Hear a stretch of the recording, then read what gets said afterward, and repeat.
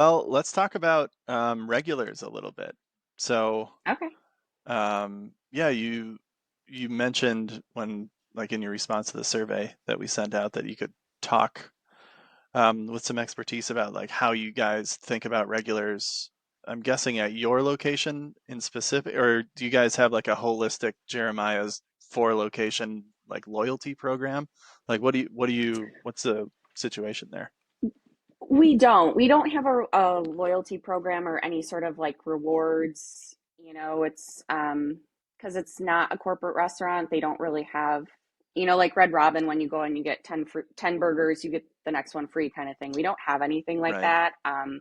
We just kind of hope that our staff is engaging enough and that between the food, the entertainment, because we have, 80 TVs throughout the restaurant because we're technically a sports bar, um, that between the food, the entertainment, the drinks, and then the staff, that all of those things work well enough together that people want to come back for all of that.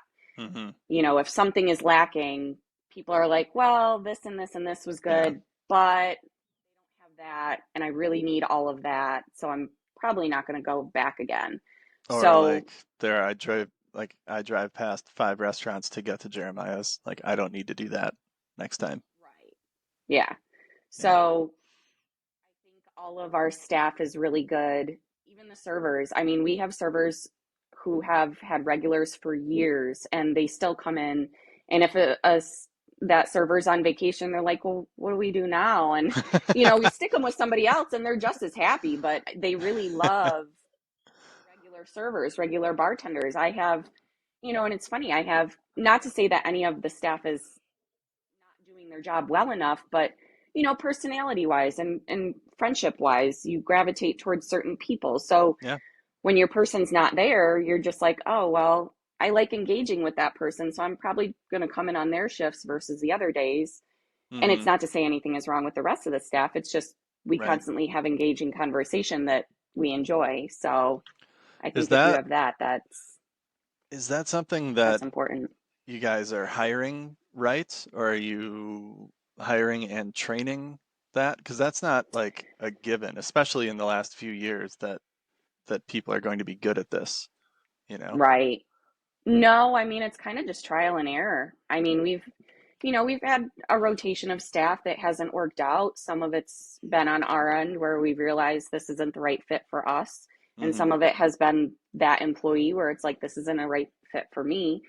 But overall, I think we do a pretty good job when we're interviewing staff, feeling that connection with somebody. Like I got a good vibe off them. It was Hmm. easy to talk to them. They asked engaging questions back, you know, versus if they were timid or, Yeah. um, just kind of off-putting or just didn't, you just didn't get the vibe. So I think we do Yeah. a pretty good job of feeling that vibe out with who we hire for sure. And are you guys pretty well staffed at the moment? Have you, I guess, how much trouble Yeah. did you have when everybody was having trouble, like a I couple mean, years ago? during COVID and all that that was wild for everybody for sure. Yeah, We kept uh, like all of our staff basically through COVID.